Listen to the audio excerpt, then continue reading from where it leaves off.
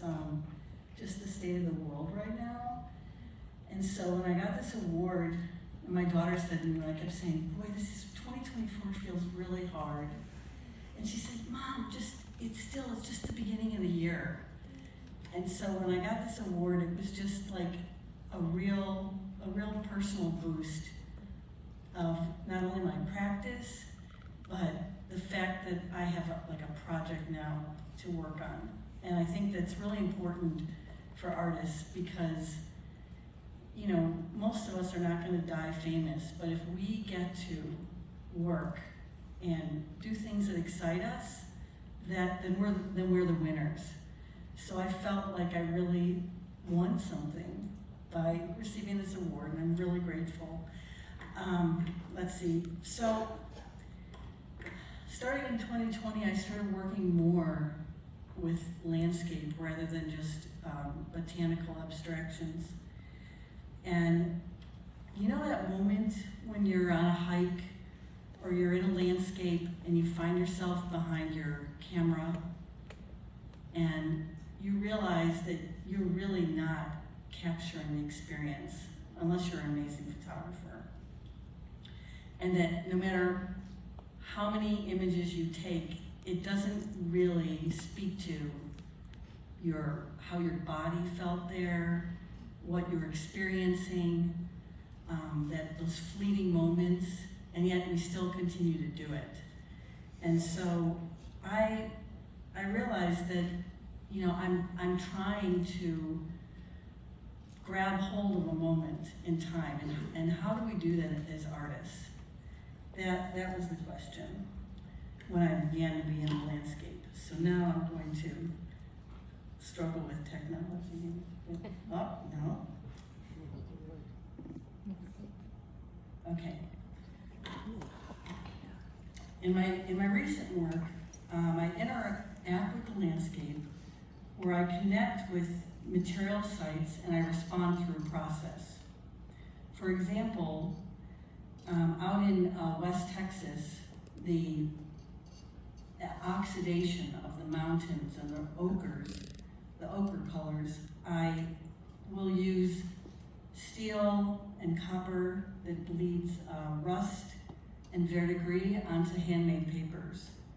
And so my work is often about responding to the environment and using the ecosystems and patterns found in nature in my work.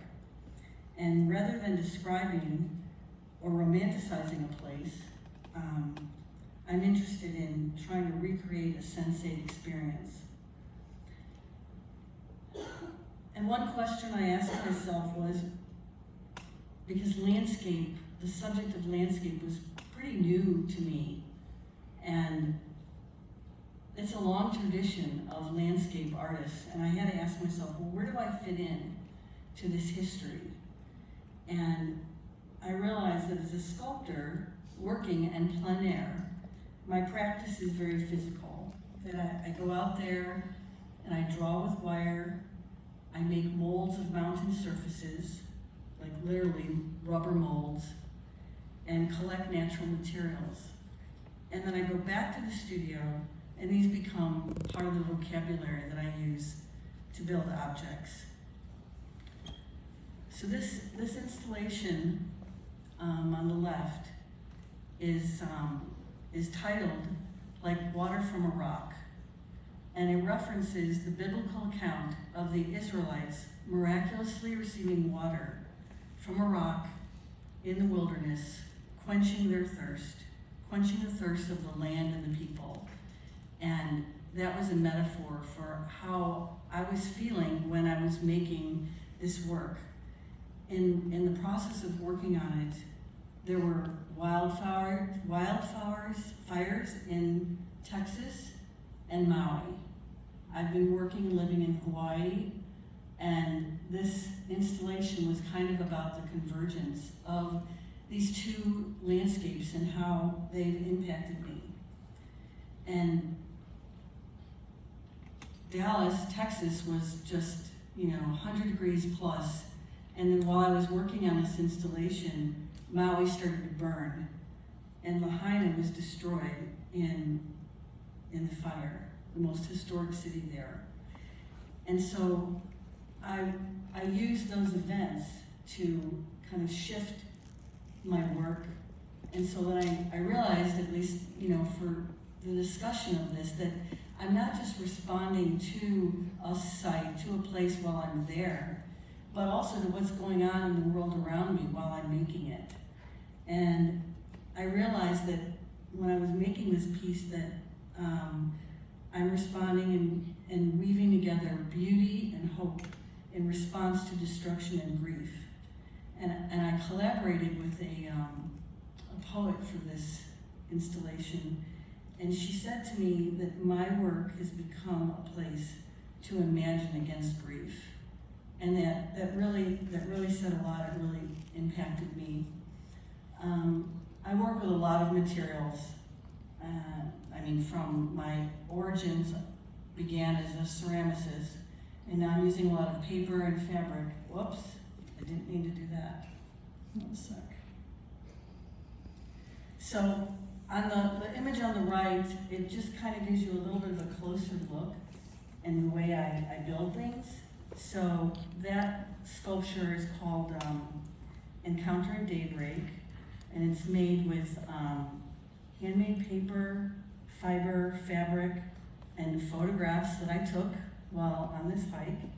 And I stretch the paper and the imagery over wire skeletons, creating like a three-dimensional collage of an experience.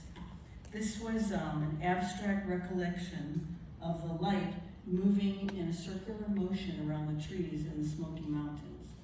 So that's kind of a detail showing you how I work. Okay. The piece on the left, you're getting into a detail from that installation. It is a collage of digital fragments of photographs of aerial views going from the desert and culminating in the ocean. And for me, it was really symbolic of that hope of water and what we were hoping for, what we need in the midst of fire. But it also was about this idea of looking at the desert of West Texas in geologic time, that it was once under ocean. The parched desert was once underwater. And I show you this, and just a little bit about the way I work with it. So the photographs were all created digitally, and then I collaged them onto really strong paper, but then I coated this with a flexible resin so that the floor could be manipulated and has armatures under it, so it became very sculptural. And so I'm using paper and photographs in a very dimensional way. It also became the source material for what I'm going to show you next.